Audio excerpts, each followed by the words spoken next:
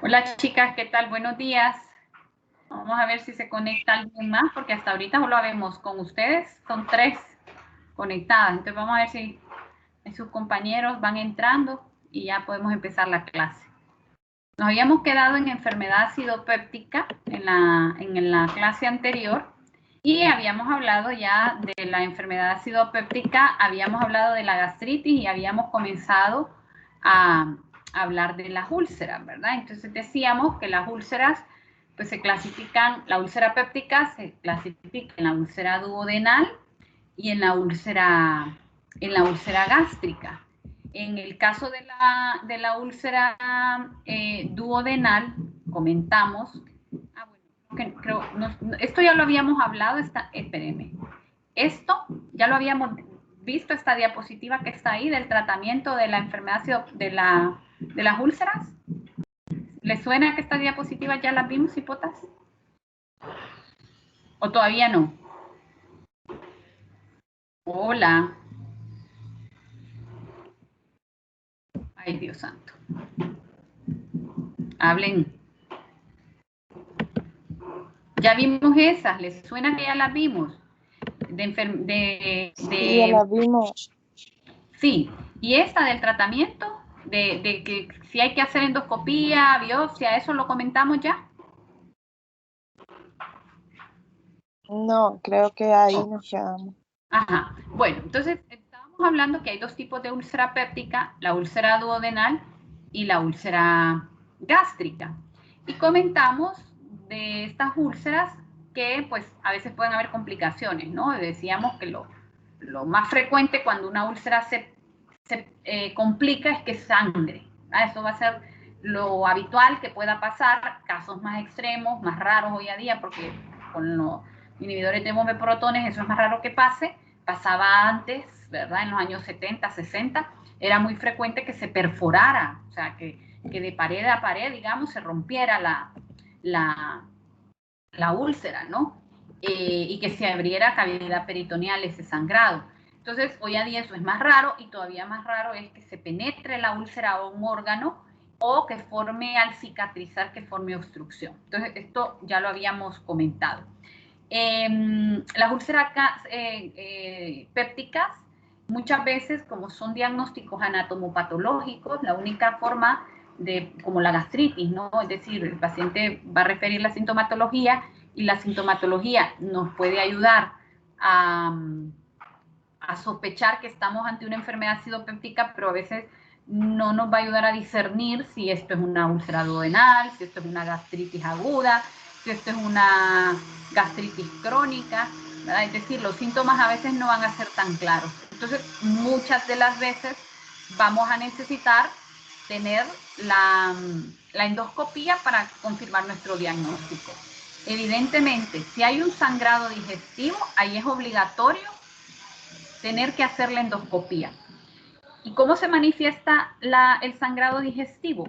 Mire, cuando por ejemplo es un sangrado, ustedes saben que hay sangrados digestivos que son altos y sangrados digestivos bajos. Por ejemplo, si es una hemorroide, ¿no? Eso es un sangrado digestivo. Si es una hemorroide la que sangra,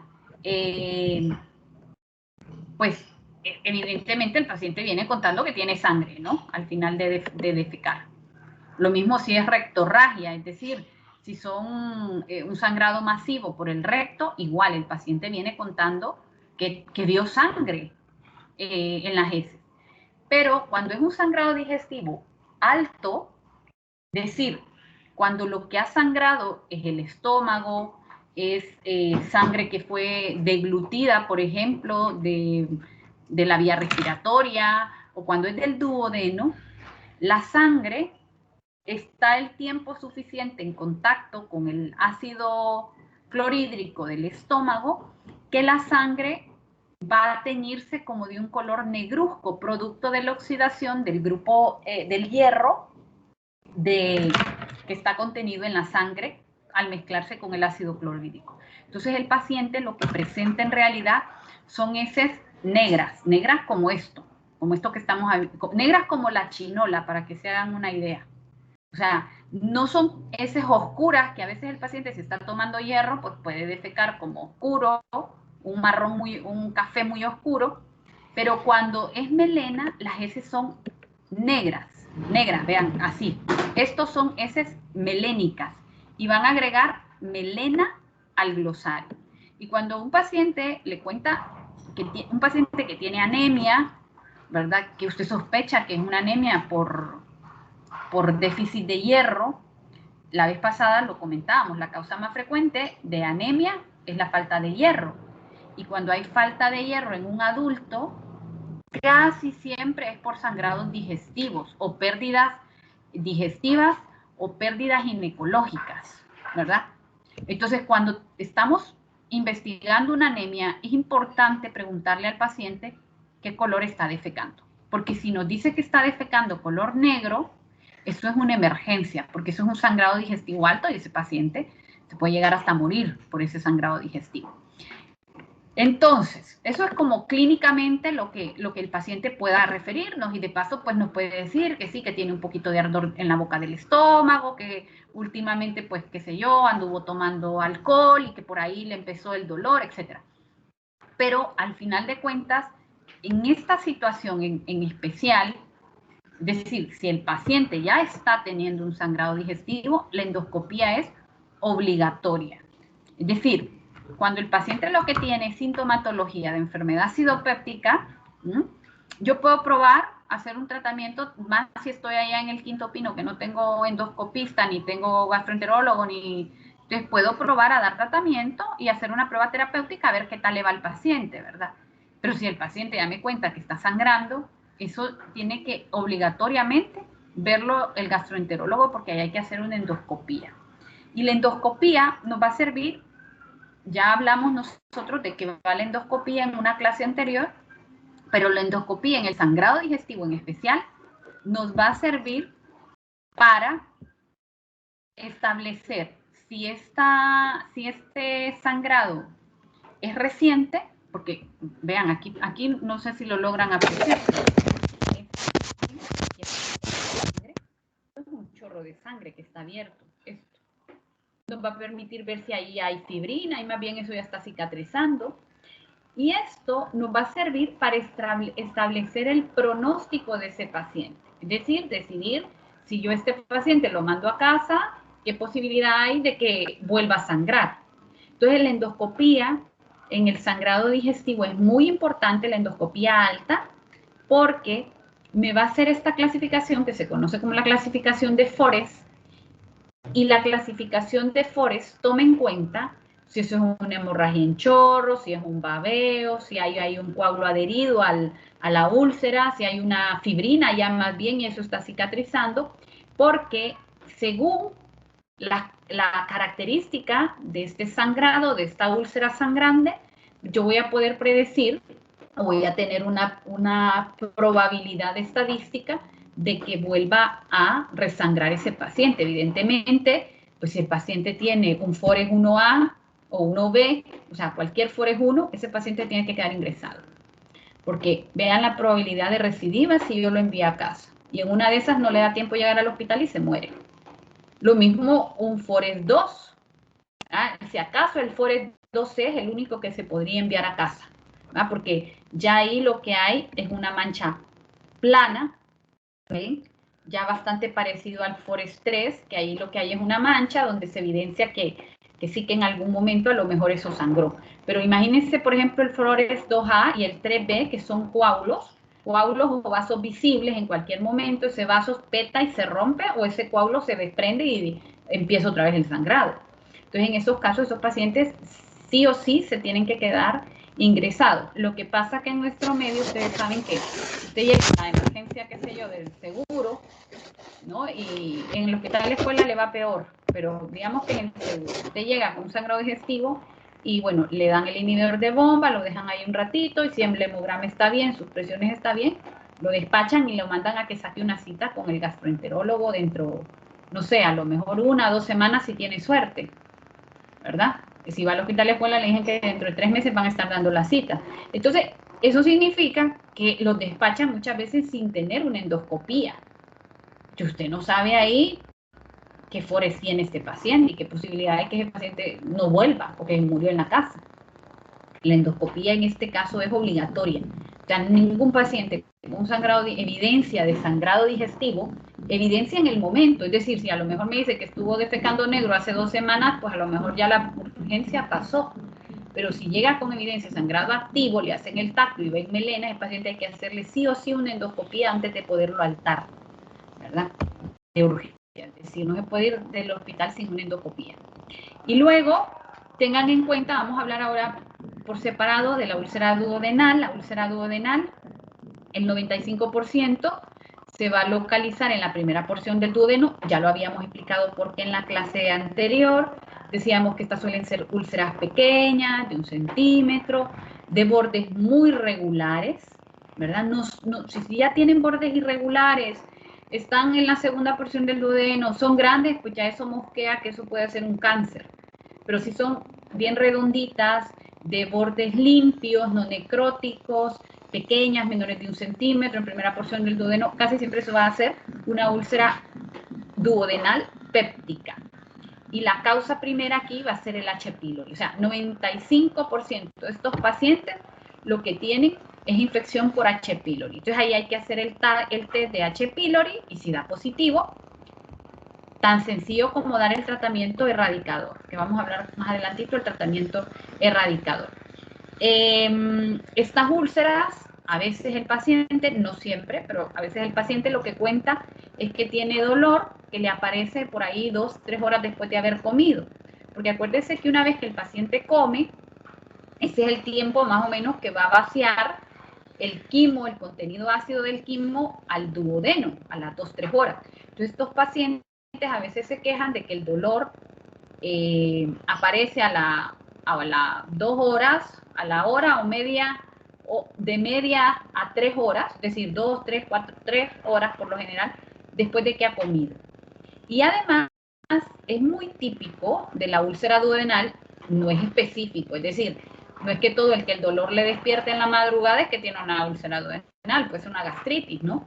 Pero es muy típico que la úlcera duodenal despierta a la madrugada al paciente. Y además, esta úlcera se suele aliviar con la ingesta de antiácidos y de alimentos en el momento. O sea, el dolor va a aparecer a las 2, 3 horas. En el momento se puede calmar el dolor porque se neutraliza el pH. El diagnóstico de la úlcera duodenal, idealmente, lo ideal hoy a día de cualquiera, de un paciente muy, o sea, sintomático, recidivante, o sea, ahí es obligatorio hacer la endoscopía, ¿no? Pero igual, cualquier paciente que tuviera sintomatología, habría que procurar hacer una endoscopía. Por las dificultades que ya comenté, pues a veces no es posible. Entonces, si por ahí se hiciera una serie gastroduodenal, que esto ya no se usa, pero que en nuestro medio puede ser que todavía algunas personas que no tienen acceso a la endoscopía pueda diagnosticárseles una úlcera por serie gastroduodenal, que es que el paciente se toma un contraste y después de tomar el contraste le hacen una radiografía.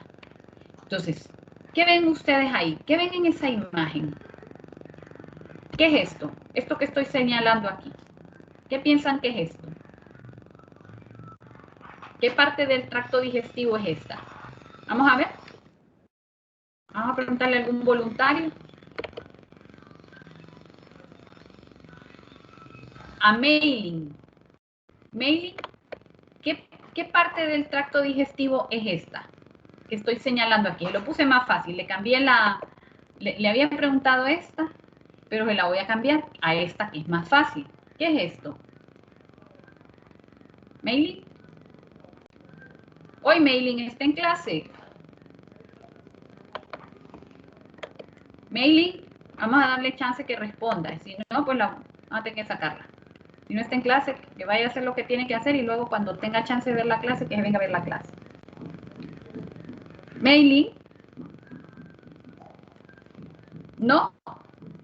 ¿No está en clase? Bueno, Mailing, cuando tenga tiempo se viene a repasar la clase. Vamos a quitarlo. Gente que no saliendo. Ya están saliendo para que no les pregunte, se dan cuenta. Se dan cuenta que eran 11. ¿Cuántos estamos quedando? Para que no les pregunten, se fijan cómo son. 7.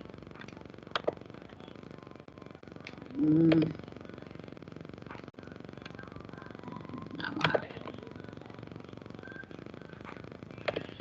Bueno, vamos a ver, Victoria. Victoria, a ver, ¿qué es esto? Esto que tiene esta forma. Mire, ¿ve? ¿Qué es? ¿Cuál? La que está señalada. A ver, le voy a poner. Ay, espérenme, vamos a ver. A poner. No, no la que está señalada en rojo. Esto. ¿Qué parte es esta? ¿Del intestino o del tubo gástrico? Esto. ¿Qué es? Ay, no me acuerdo. Espérenme. Que tiene forma de C. Hipótesis, eso es bien fácil. El duodeno. El duodeno. No, miren, ve, aquí viene el estómago. De aquí está el píloro, por eso se estrecha, porque el píloro es un esfínter. Y de ahí esta estructura en forma de C es el duodeno, no puede ser otra cosa. Y ven esto, que aquí está magnificado. Ahí el contraste se queda como un pozo de contraste, o sea, se queda ahí como acumulado, porque ahí hay una úlcera. Entonces, si yo lo que tengo de prueba diagnóstica es la serie gastroduodenal, ¿va? Porque el paciente no tenía dinero, no hay gastroenterólogo que le haga la prueba, pues bueno, me sirve la serie gastroduodenal. Y como dijimos que el 95% de las veces esa úlcera duodenal va a estar causada por H. pylori, simplemente le mando a hacer la prueba de H. pylori. Y si me da positiva, pues voy a asumir que eso es una úlcera por H. pylori. Porque está, vean, en la primera porción del duodeno, pues aquí no lo logro ver bien, pero se ve pequeña, aquí está más grande, ¿no? Pero se ve pequeña, se ve de borde definido. En principio, esto es una úlcera péptica, ¿verdad? Y que si me da positiva para H. pylori, pues asumo que es H. pylori el causante de este problema. Entonces, una vez que se diagnostica este paciente, ¿verdad? Si le confirmo por test de aliento, por test de ureasa, por sangre, por heces, por lo que sea, le confirmo que tiene H. pylori, le doy tratamiento erradicador para H. pylori. Y ya está. O sea, no tengo que esforzarme en más cosas.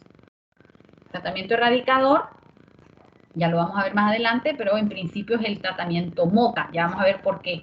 MOCA es un acróstico, ¿no? De lo que significa el MOCA. Luego está la úlcera gástrica. En la úlcera gástrica cambia un poco la cosa. ¿Por qué? Bueno, porque en la úlcera gástrica está, no olviden ustedes que están los cánceres de estómago. ¿Hay cánceres de duodeno? Sí, claro que hay cánceres de duodeno. Lo que pasa es que el cáncer de duodeno es más raro todavía. Mucho más frecuente el de estómago. Entonces, cuando tenemos una úlcera, eso puede ser un cáncer de estómago, una úlcera gástrica, puede ser un cáncer de estómago. Y por otro lado, acuérdense ustedes que el estómago, la mucosa, está directamente en contacto con el ácido. Entonces, eso va a significar que si por ahí surge una úlcera, también esa úlcera va a ser más difícil que cicatrice. Ya volvieron los que se habían ido porque no les pregunten. Qué barbaridad, porque salieron. Imagínense que como en lo que han quedado. No, yo sí, doctora, yo sí estaba en clase, pero a mí me sacaron.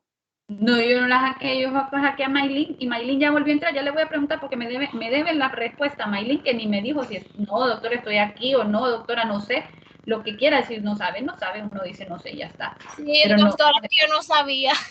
Bueno, muñeca, pues hable, porque si no yo lo saco, porque si yo asumo que están aquí y les hablo y les pregunto y no responden, entonces lo saco, porque ahí vuelven cuando tengan chance de ver la clase. Bueno, aquí al tema que estamos viendo. La H. pylori, dije, va a ser la responsable del 60-80% de las úlceras gástricas. Es decir, va a haber un 40 o un 20% de pacientes que tienen úlcera gástrica que no es H. pylori, o sea, que puede ser otro problema, incluyendo un tumor gástrico, ¿no? Entonces, eso va a obligar, digamos, a que haya que descartar el cáncer de estómago y que al paciente que le diagnosticamos úlcera gástrica es obligatorio tomar biopsia y la única manera de tomar la biopsia es haciendo la endoscopia.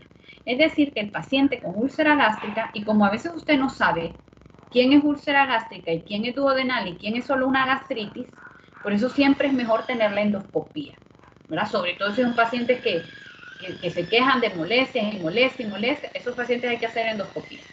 Entonces, cuando usted sabe que es una úlcera gástrica, hay que hacer toma de la biopsia, hay que hacer toma de la mucosa para biopsia.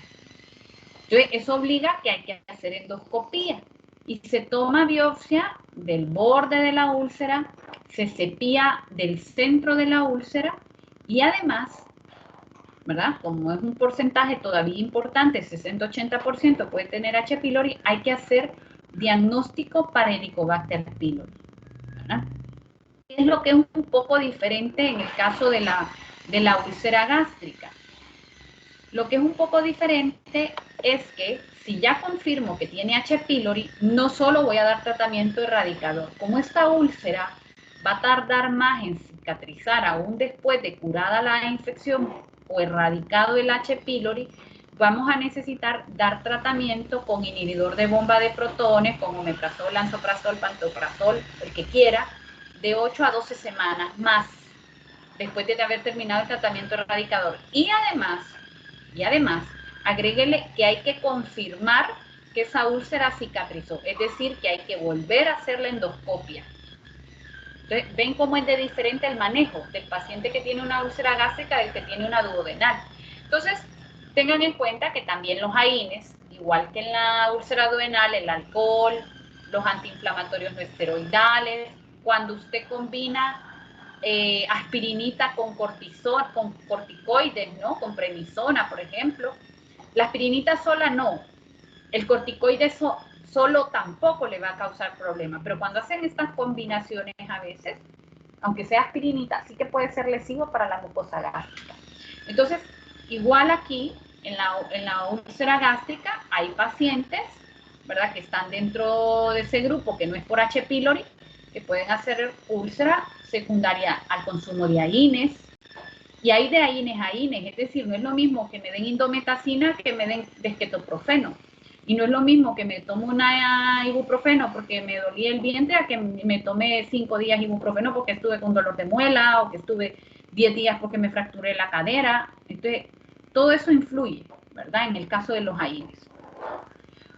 ¿Dónde se localizan las úlceras gástricas? Lo habíamos dicho ya en el dibujo, en el esquema al inicio, estaban sobre la curvatura menor, decíamos la mayoría, y luego en la mucosa antropilórica, es decir, cerca del antro y del píloro.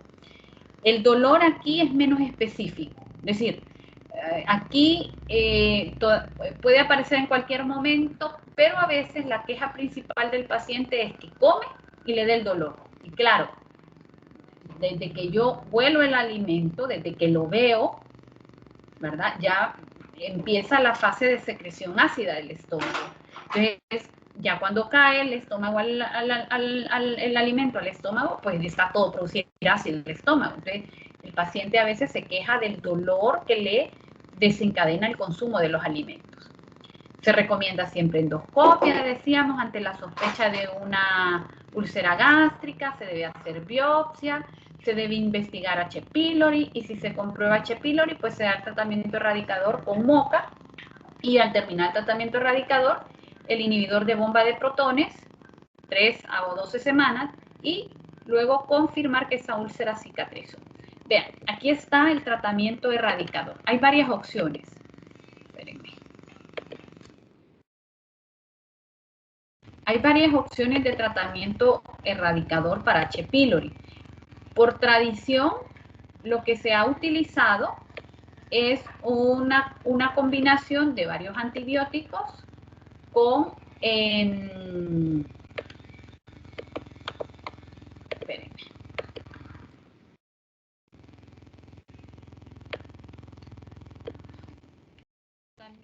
combinación de varios antibióticos con el inhibidor de bomba de protones. Entonces, se pueden utilizar dos esquemas de primera línea. El tratamiento MOCA, ¿verdad? MOCA como el café.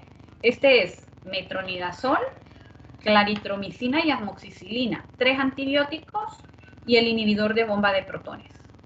Este es el esquema, sobre todo cuando tenemos alta incidencia de resistencia en la comunidad de la H. pylori. Les soy sincera, en Honduras yo creo que no sabemos cómo andamos de resistencia en la H. pylori. La otra opción, si no hay resistencia, es usar oca como unos patos. Los patos que se llaman las ocas. Bueno, igual que ese nombre. Nada más que aquí lo que no se da, vean, estas son las ocas, ¿ven? Como una especie de pato, gansos, no sé. Entonces, es lo mismo, solamente que no damos el metronidazol en el tratamiento OCA. Ese es omeprazol, que puede ser cualquiera, ¿verdad? Para que funcione el acróstico, pues la neumotecnia ponemos omeprazol, pero puede ser cualquiera de los inhibidores de bomba. Claritro y amoxi. Habitualmente este tratamiento se hace por 10 a 14 días, pero veían ustedes en la diapositiva que no es el único esquema. Hay varias opciones más, ¿verdad? Por ejemplo, lo que sí, que llevan todos los esquemas es el inhibidor de bomba. O sea, el inhibidor de bomba no hay manera que se lo pueda omitir al paciente, ¿no? Que es a veces lo más caro. Porque miren, por ejemplo, a veces en los centros de salud sí podemos tener doxiciclina, podemos tener metronidazol, que es otro esquema. El paciente puede comprarse el sulfabismuto, el peptobismol, pero el inhibidor de bomba, que sería lo más caro, a veces pues eso no lo tenemos en los centros de salud. Pero hay otros esquemas ahí que ahí se los dejo para que más que todo que lo sepan, ¿verdad? Que hay otros esquemas de segunda línea. Disculpe, doctora, pero casi no se le escucha. Se le escucha allá al fondo. Todos me escuchan mal, o alguien me escucha bien. Ahorita sí se le escucha, pero de repente se escucha allá al fondo.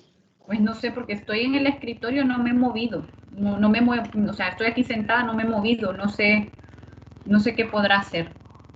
Bueno, entonces, bueno, esto ya lo dijimos, es un resumen de cómo se hace el manejo.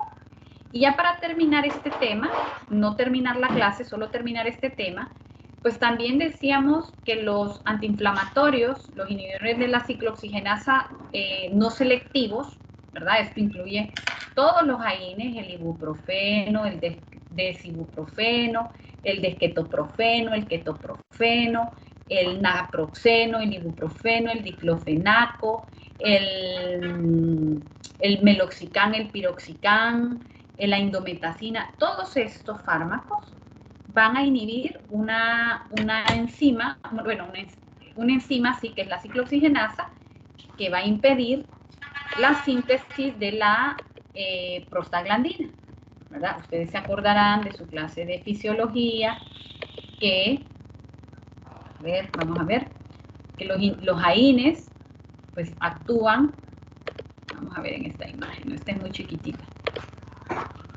Acuérdense que a partir del ácido araquidónico, pues la ciclooxigenasa, una enzima que se llama así, va a venir y va a facilitar la síntesis de las prostaglandinas, ¿no?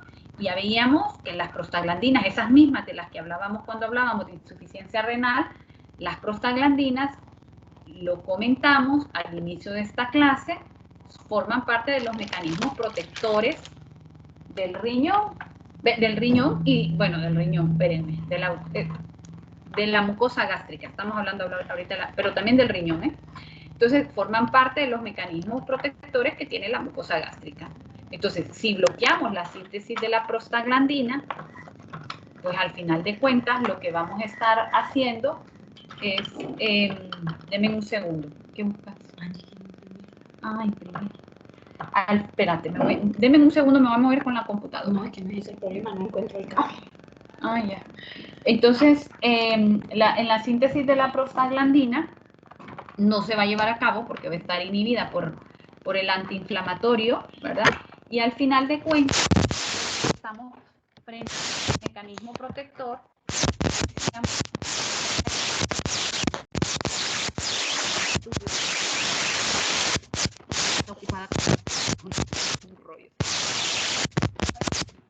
Entonces, Doctora, no se le escucha nada. Doctora, no se le escucha nada, se escucha como viento nada más.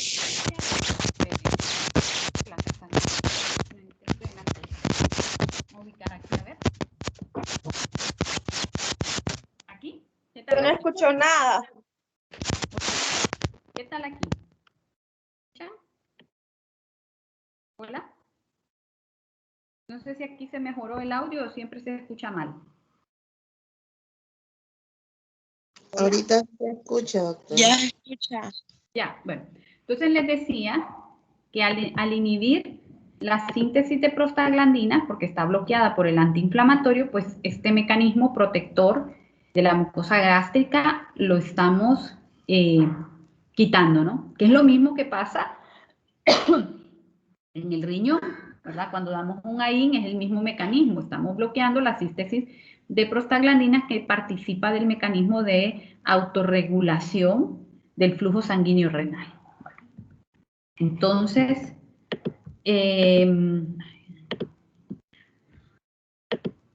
bueno, esto ya lo dijimos. Vamos a ver el siguiente diapositivo.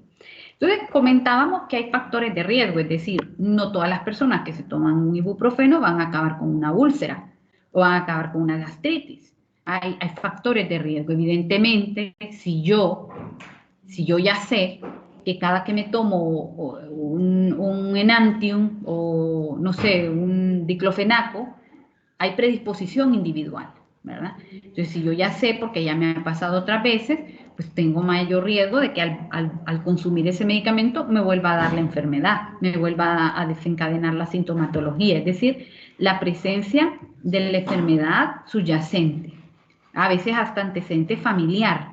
Aquí está vinculado hasta el antecedente familiar, es decir, a lo mejor en mi familia hay otras personas que tienen la misma sintomatología.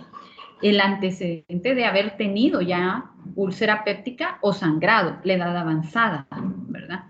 Entre más mayores somos, pues más riesgo hay de terminar desarrollando enfermedad acidopéptica vinculada al consumo de AINES. Decíamos la dosis, el tiempo de tratamiento, o sea, no es lo mismo que se tome un AIN porque ese día tuvo un dolor de cabeza a que se tome 5, 7 días, 10 días, todos los días. Hay pacientes que todos los días toman AINES.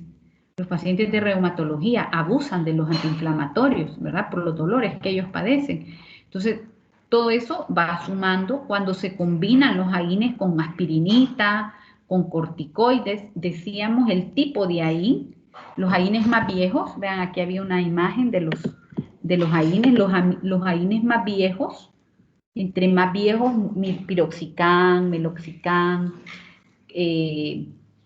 indometacina, son de los más lesivos para la mucosa gástrica, ¿verdad? Entonces, depende del tipo de AIN también, el que estemos utilizando puede ser más o menos lesivos, todos son lesivos, ¿verdad? Solamente que hay algunos que son los más.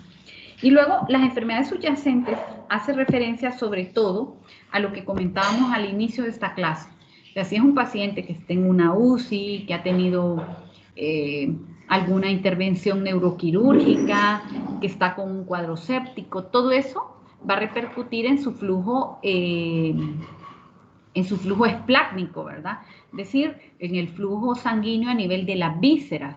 Y esto puede traer como consecuencia lesiones isquémicas que impidan un flujo sanguíneo adecuado y que hacen que esa mucosa pues cicatrice más lento o de mala manera cuando se ve expuesta a mecanismos lesivos. Hay más producción de ácido también en estas situaciones de estrés. Lo mismo un paciente diabético que ya tiene mucho daño vascular, un vasculópata también puede pasar la misma situación.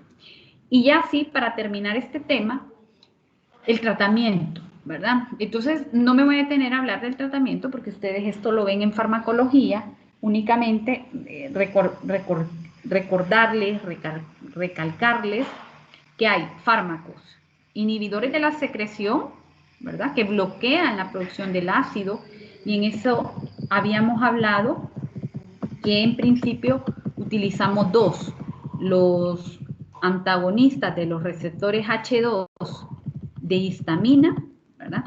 Pero decíamos, ay, ¿dónde está? Ay, no la tengo aquí esa diapo. Pensaba que la tenía aquí. Ah, no, pues la he de tener. La he de tener en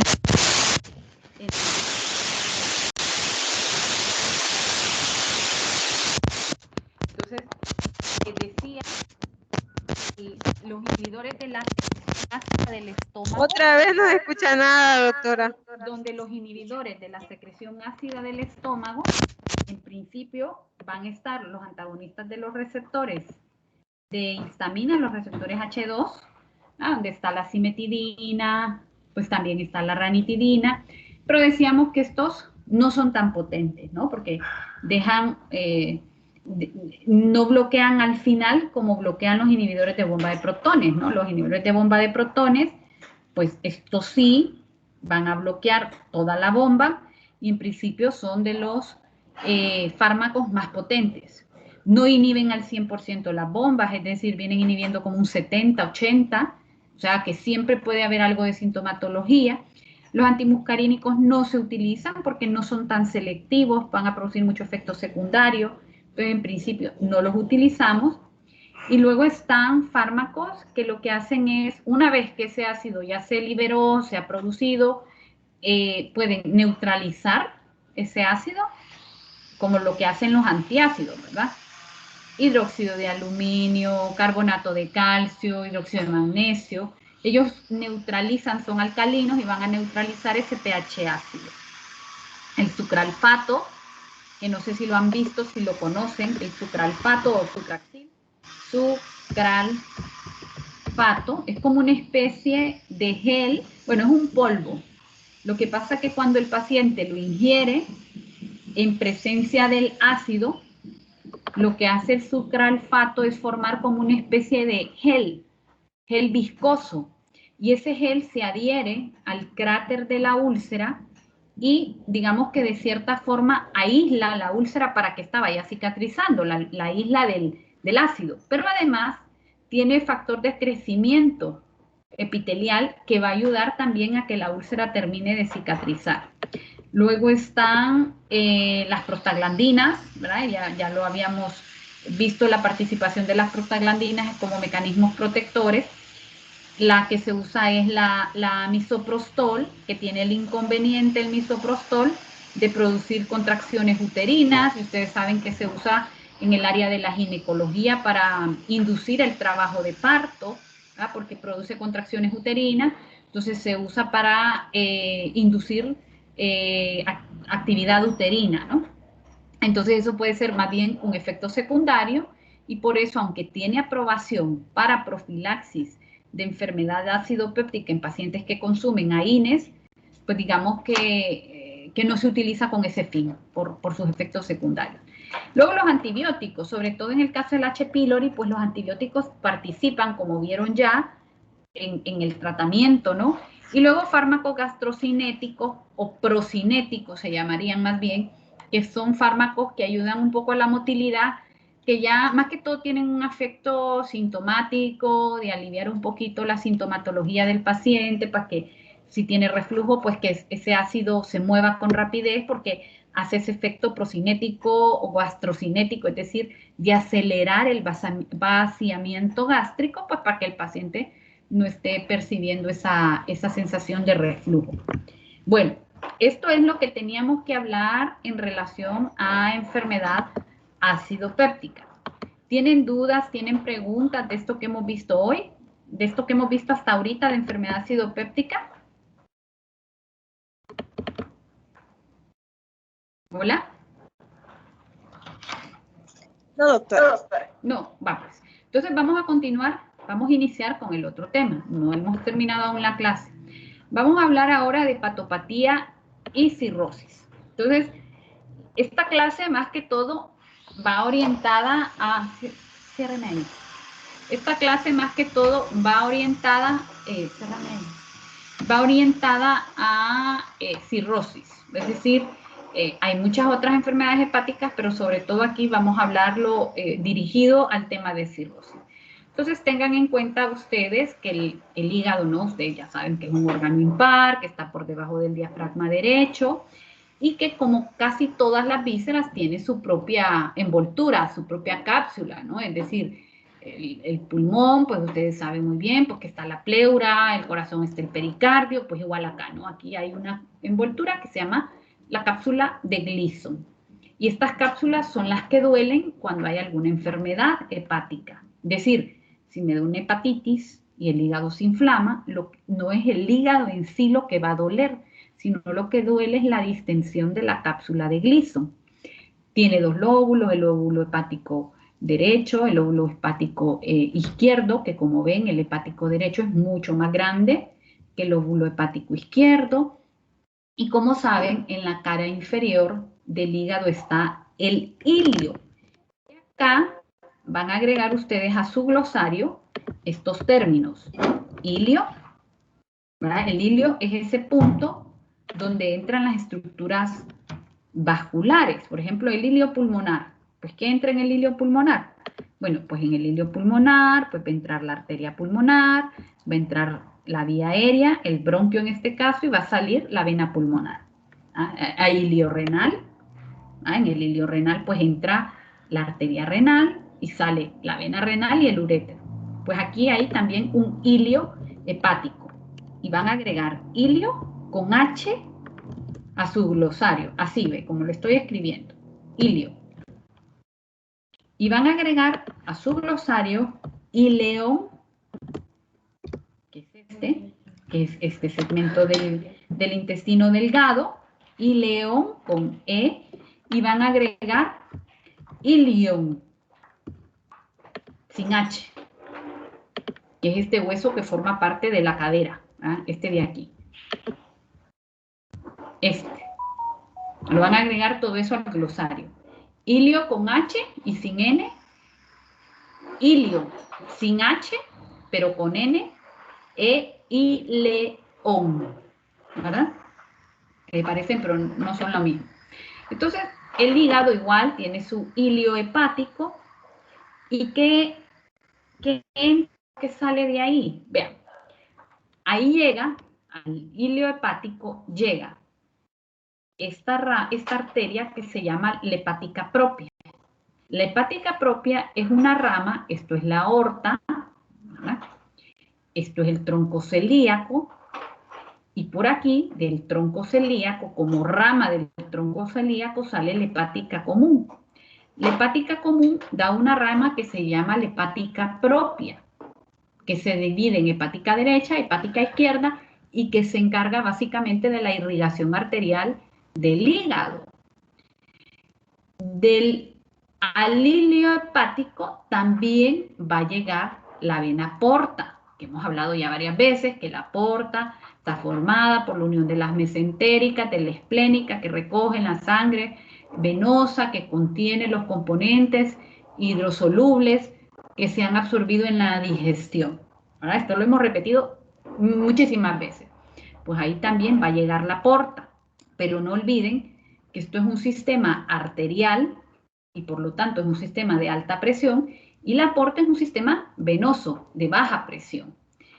Y va a salir a través del ilio hepático esto que es el conducto hepático, que viene transportando la bilis que se ha producido en los hepatocitos del hígado, ¿no? Entonces, acá viene la bilis, hay una parte de esa bilis que se va a almacenar en la vesícula biliar. Acuérdense que la función de la vesícula biliar es absorber agua a la bilis y volver la bilis como más densa, como más espesa. Por eso cuando se absorbe mucha agua, ¿verdad? Cuando se absorbe, se concentra la bilis, la función es esa, concentrar la bilis. Eso puede dar pie a que si tiene un alto contenido en grasa, la bilis, se formen los cálculos. Eso es por las dietas, decíamos, ricas en grasas. Pero bueno, también decíamos incluye el factor hormonal, porque eso se da más frecuentemente en las mujeres, etcétera, etcétera. Y luego, la bilis, la vesícula biliar, cuando ingerimos alimento, ¿verdad? Desde que el alimento cae al estómago, se envía una señal, que se llama colecistocinina. La colecistocinina va a estimular la contracción de la vesícula para que salga la bilis a través de este conducto, que es el conducto cístico, que al unirse el conducto cístico con el conducto hepático, forman el colédoco. Y el colédoco es el que va a ir a desembocar a la segunda porción del duodeno. Entonces, en resumen, a nivel del ilio, pues va a estar la arteria hepática, va a estar la vena porta y va a estar el conducto hepático, ¿verdad? o en su defecto el colédocoma distal, ¿verdad? Y esto es importante porque en un hígado cirrótico, lo vamos a hablar más adelante, en un hígado cirrótico, uno de los problemas, cuando hablamos de un hígado cirrótico, nos estamos refiriendo a un hígado fibrótico, rígido. Entonces, cuando tenemos un problema de cirrosis, uno de los obstáculos que va a encontrar, sobre todo la vena porta, que es un sistema venoso de baja presión y es el que más se va a afectar, va a topar, al llegar con ese hígado cirrótico, va a topar como con una pared que le obstruye el flujo sanguíneo normal que debería de llevar esa sangre. Entonces, eso es uno de los problemas y que va a derivar en una serie de complicaciones que vamos a ver más adelante del paciente cirrótico, ¿verdad? Y luego ya en casos muy avanzados, muy extremos, pues también se va a afectar el flujo biliar, pero sobre todo lo que se afecta es el flujo hepático a través de la vena porta, el flujo portal, ¿verdad? La arteria nada prácticamente porque son presiones altísimas, ¿no? 120, 80, la aorta. Entonces, eso se traduce al tronco celíaco y se traduce a las venas, a las arterias hepáticas. Esa sangre que se ha recogido de todo el tracto digestivo va a llevar a través de la porta y esta se va a ir subdividiendo en pequeñas venas más pequeñas, y esa sangre va a bañar el tejido hepático, va a bañar esto que se conoce como los sinusoides hepáticos, los lobulillos hepáticos, que son estos segmentos hexagonales, ¿ven? Entonces, a nivel de los espacios periportales, que son estos espacios que vemos como en blanco, ahí están las venas portales. Entonces, las venas portas bañan los sinusoides hepáticos y esa sangre se va a mover, digamos, de la periferia del sinusoide hacia el centro del sinusoide. De tal manera que en ese trayecto, esa sangre va a ir atravesando la célula hepática, el hepatocito. Y el hepatocito, pues, ya veremos, tiene un montón de funciones, ¿verdad? Pero se va a encargar de ir metabolizando esos nutrientes que se reciben, de ir metabolizando si son fármacos, si es alcohol, si es droga, si es un medicamento, si es una amoxicilina que me tomé.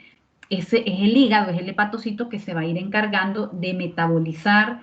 Si se coló por ahí, por el tubo digestivo, alguna bacteria, algún bicho, también eliminarlo, porque también hay células que forman parte del sistema reticuloendotelial que van a ayudar a depurar esa sangre. Entonces, de tal manera que esa sangre va a correr en dirección del centro del lobulillo hepático y va a terminar llegando a esta, que es la vena centrolobulillar. Esta, ven, está como en un azul más clarito. Ven, esa sangre aquí atravesó y ya llegó a la vena centrolobulillar o vena central también se le llama. Entonces, estas venas centrales se van uniendo unas con otras, ¿verdad? Ya llevando la sangre más como depurada, se juntan y forman esto que son las venas suprahepáticas o simplemente venas hepáticas, que son 4 al final. Al terminar de ellas, todas ellas de unirse, se forman estas 4 venas suprahepáticas que van a ir a desembocar al final de cuentas, decíamos, a la cava inferior, ahí muy cerquita de donde la cava se mete a la aurícula. Terminan desembocando estas venas suprahepáticas. Entonces, toda esa sangre tuvo que atravesar este sistema, digamos, como de filtros, y ya esa sangre es entregada a la cava ya un poco más como depurada, digamos, ¿no? Entonces, el hígado recibe sangre procedente de la vena porta, de la arteria hepática. Bueno, aquí hace referencia a los sinusoides, esto ya lo hablamos, no lo voy a hablar más. Y sí recordar que a nivel del hígado hay un componente importante de células del sistema reticuloendotelial, que son células del sistema inmunológico, ¿no? Ahí están los macrófagos de Kupffer, por ejemplo, que cumplen funciones importantes de fagocitosis, que van al final a ayudar a garantizar que si por el tubo digestivo se pudo colar alguna bacteria, pues eso va a actuar como una especie de filtro, de barrera para impedir que esa bacteria o ese virus llegue al torrente sanguíneo. Bueno, esto ya lo dije, cipotes es lo del flujo a través de las venas centrolobulares. Y luego, ¿dónde se lleva a cabo la bilis? Pues también en los hepatocitos. Cada una de estas son hepatocitos, son células. Vean, esto es el lobulillo hepático. El lobulillo, aquí lo vemos en grande. Es esto mismo. ¿verdad? Pero aquí ya lo vemos más en grande. Es esto mismo. Esto es un lobulillo hepático y esta es la vena centrolobular. Entonces, como ven, está formado por hepatocitos. El hepatocito también, una de sus funciones va a ser sintetizar la bilis. Y la bilis está formada o cumple varias funciones. Una de las funciones que tiene la bilis es, uno, fabricar las sales biliares. Y hemos hablado de la importancia de las sales biliares en la absorción de las grasas, ¿verdad? Una es esa, emulsificar las grasas. Ya les he explicado cómo es una emulsión, ¿verdad? Una emulsión es como una crema, ¿no? Como la crema que nos ponemos en el cuerpo para hidratarlo. No puede ser como muy grasa, porque eso es como si me echara manteca de cerdo, no me puede quedar así la piel, pero tampoco puede ser como que me eche agua. Va a tener un componente hidrofílico y otro hidrofóbico para que se pueda penetrar a las membranas celulares. Pues eso es lo que hacen las sales biliares. También la bilis, decíamos, es una forma para excretar el exceso de grasas, el exceso de colesterol, ¿no? El ejercicio ayuda a eso, a movilizar las grasas desde los sitios de depósito, desde las caderas, desde las llantitas del abdomen, de la papada, lo moviliza en dirección del hígado y el hígado ayuda a eliminar esas grasas a través de la bilis. Y otra de las funciones de la bilis también es eliminar productos de desecho. Por ejemplo, cuando los glóbulos rojos son muy viejos, ¿verdad? Hay que eliminarlos porque duran 120 días, pero es porque ellos van perdiendo su capacidad para deformarse. Cuando ellos pasan por los capilares pequeños, ellos tienen que deformarse para poder atravesar los capilares. Entonces, en la medida que van envejeciendo, ya van perdiendo esa capacidad de deformarse.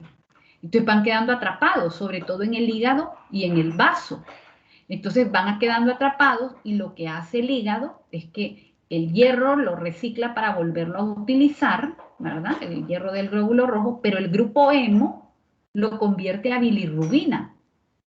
Entonces esa bilirrubina es la que le da ese color típico que tiene la bilis y que al final van a tener las heces. Entonces también nos ayuda a eliminar productos de desecho, el hígado. Un ejemplo, les decía, el pigmento hemo. Bueno, vamos a quedar, déjenme ver qué hora es. No, sí es temprano. Pensaba que era más tarde. No, vamos a avanzar más entonces.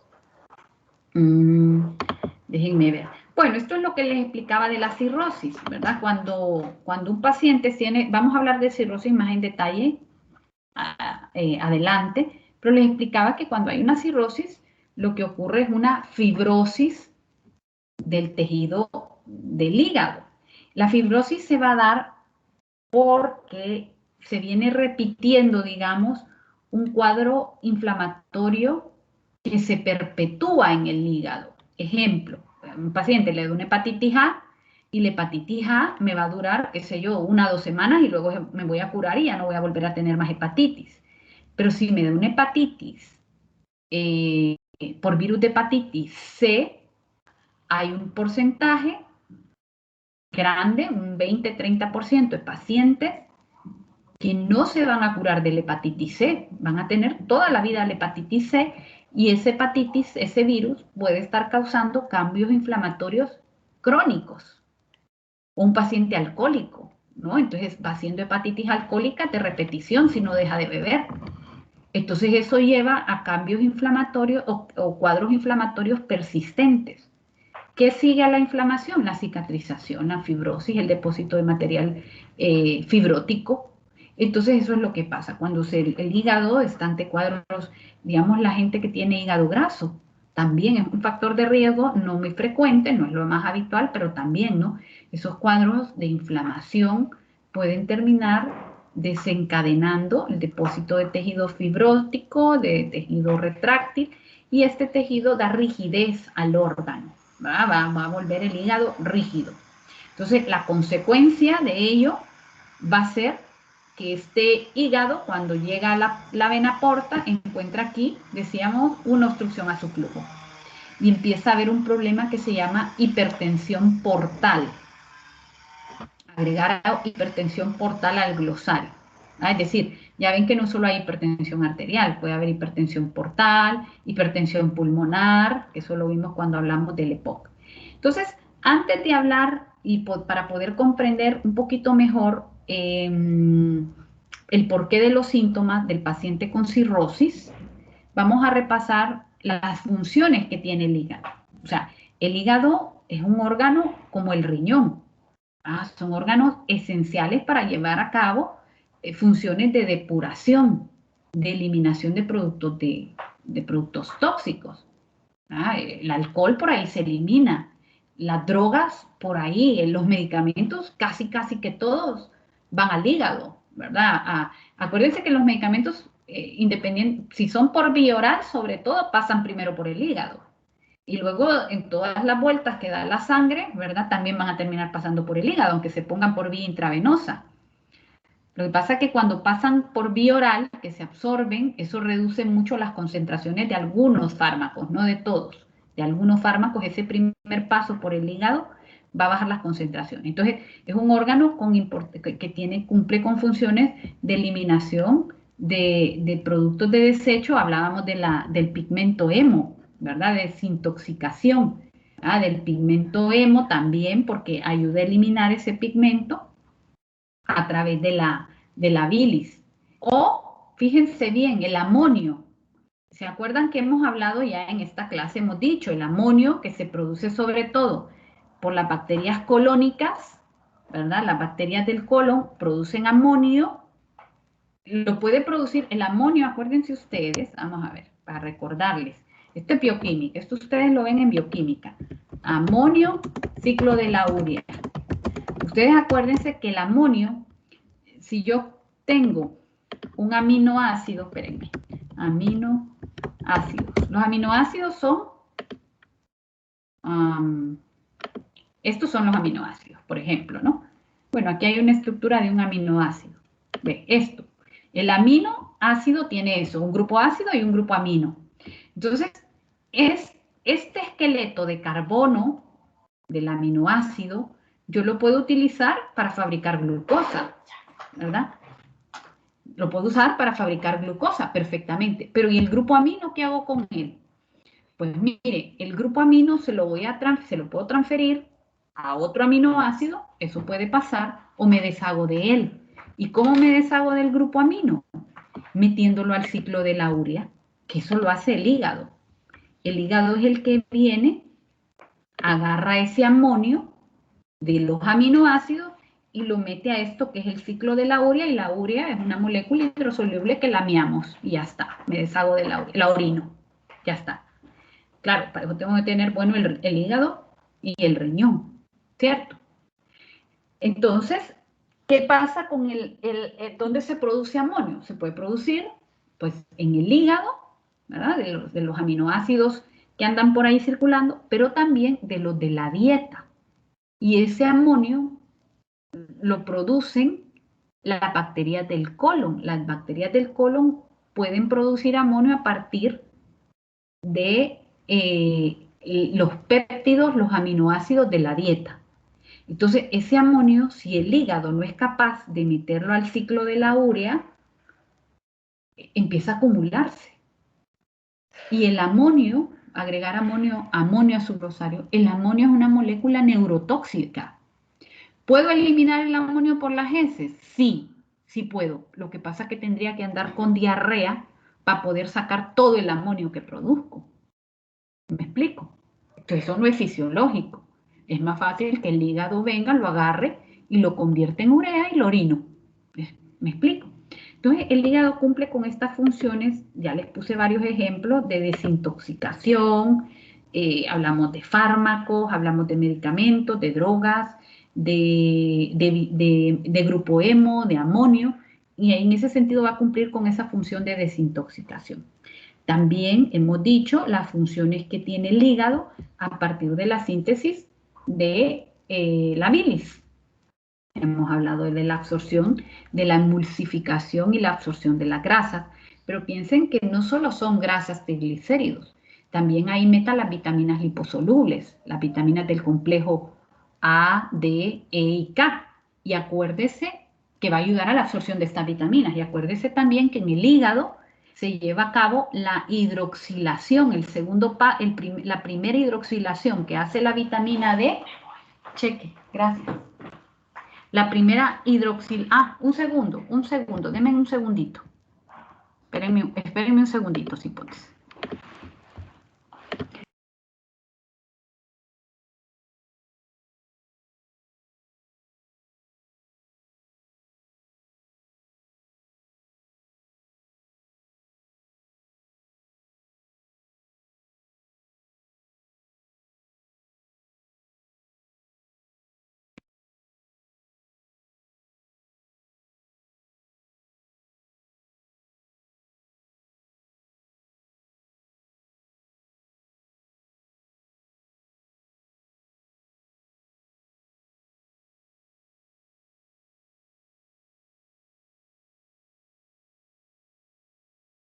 Bueno, perdón, ya estoy de regreso. Entonces les decía que el hígado también cumple con ese paso de hidroxilar, de agregarle el grupo hidroxilo, el primer grupo hidroxilo, que se le agrega la vitamina D. Acuérdense que la segunda hidroxilación la hace el riñón, pero la primera la hace el hígado.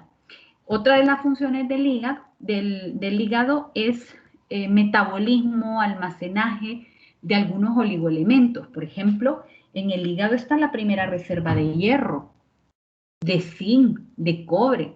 Hay algunas enfermedades metabólicas donde estos elementos pueden estar acumulados, ¿verdad? Y causar problemas de cirrosis. Pero en principio, ¿verdad? Ahí van a estar las principales reservas de hierro, de tal manera que si yo ocupo hierro para fabricar glóbulos rojos, la médula ósea los va a sacar del hígado, ¿verdad? Lo mismo el cobre y el zinc. Cumple funciones hormonales también, porque el hígado se va a encargar de eliminar o de sintetizar algunas hormonas.